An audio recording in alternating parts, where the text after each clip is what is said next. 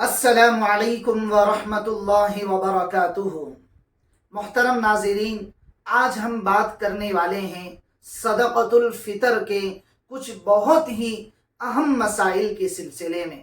سب سے پہلی چیز آج ہم بات کریں گے کہ صدقۃ الفطر کس پر واجب ہوتا ہے، اور نمبر 2 پر بات کریں گے صدقۃ الفطر کے واجب ہونے کے لیے، یعنی جو آدمی صدقۃ الفطر نکالتا ہے عید کے موقع پر، اس کے لیے کیا کیا شرائط ہیں، کن شرائط کی وجہ سے آدمی صدقۃ الفطر کا اس کے ذمے پر وجوب ہو جاتا ہے۔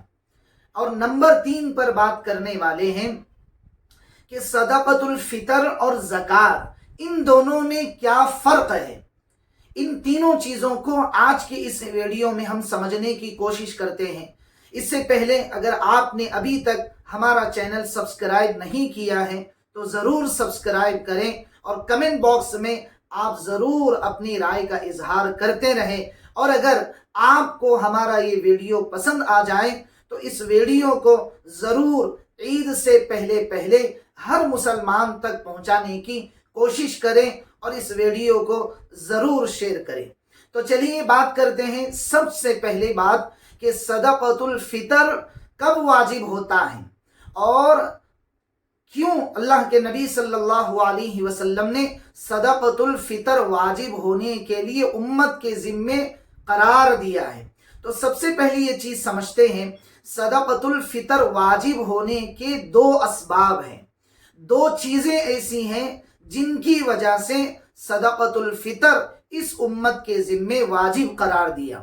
سب سے پہلی چیز یہ ہے، روزوں کی کوتاہیوں کی تلافی کرنا مقصود ہوتا ہے۔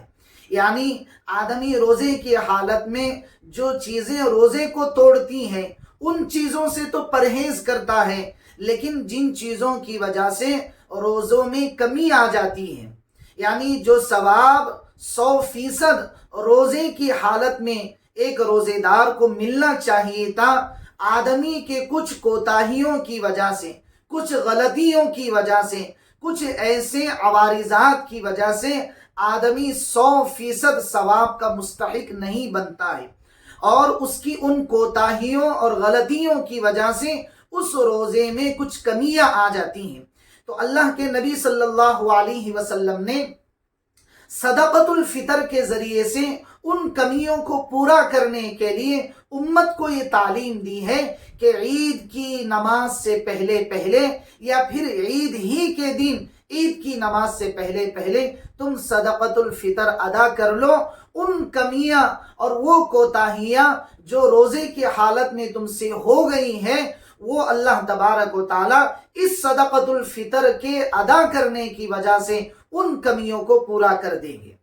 تو سب سے پہلی چیز صدقۃ الفطر کے ادا کرنے کے اندر سب سے پہلی چیز جو سبب بنتی ہے وہ یہ ہے کہ روزوں کے اندر جو کمیاں ہو گئی ہیں ان کمیوں کو دور کرنے کے لیے صدقۃ الفطر کو اس امت کے ذمے واجب قرار دیا گیا۔ دوسرا سبب ہے مسکینوں کے ساتھ، غریبوں کے ساتھ، اور اسی طریقے سے مزدوروں کے ساتھ غمخواری کا، اور اسی طریقے سے اس دن ان کے گھروں میں بھی عید کی خوشیاں پہنچ جائیں اور وہ بھی ہنسی کھیلتے اور خوشی کے ماحول کے ساتھ عید منانے والے بن جائیں۔ تو اس لیے صدقۃ الفطر عید کے دن یا عید سے پہلے اس امت کے ذمے واجب قرار دیا گیا۔ تو دوسرا سبب جو آج آپ نے ابھی سنا ہے وہ غریبوں کے ساتھ ہمدردی کی وجہ سے اس امت کے ذمے صدقۃ الفطر کو واجب قرار دیا گیا۔ تو آپ کے سامنے صدقۃ الفطر کیوں واجب قرار دیا گیا، اس کے 2 اہم سبب میں نے ابھی آپ کے سامنے رکھے ہیں۔ دوسری بات، جیسا کہ آپ سے وعدہ کیا گیا تھا کہ آج ہم سمجھتے ہیں، وہ بات یہ ہے کہ صدقۃ الفطر کس پر واجب ہوتا ہے، صدقۃ الفطر کس شخص پر واجب ہوتا ہے، کیا ایسے شرائط ہیں جن شرائط کے پائے جانے کی وجہ سے انسان پر صدقۃ الفطر واجب ہوتا ہے۔ نمبر 1 یہ ہے کہ جو شخص اپنی ضروریات زندگی کے علاوہ زائد مال کا مالک ہو۔ سب سے پہلی چیز، ایک آدمی کے پاس اس کی ضروریات کو پورا ہونے کے علاوہ اس سے زائد مال پڑا ہوا ہے، ایک چیز۔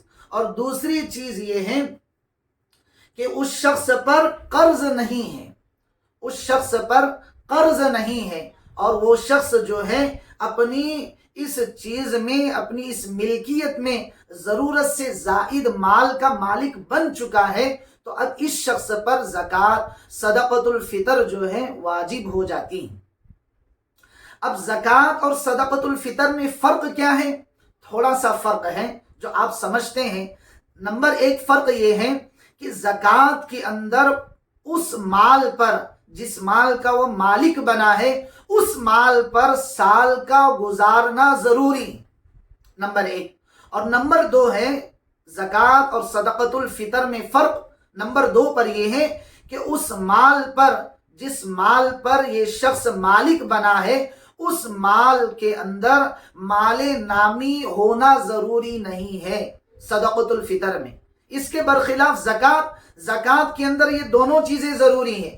نمبر ایک یہ ہے کہ زکوٰۃ کے اندر جس مال کا مالک وہ بنا ہے، اس مال پر مکمل ایک سال گزارنا ضروری ہے، اور اسی طریقے سے زکوٰۃ کے اندر یہ بھی ضروری ہے کہ وہ مال نامی ہو، جس کے اندر بڑھنے کی صلاحیت ہو۔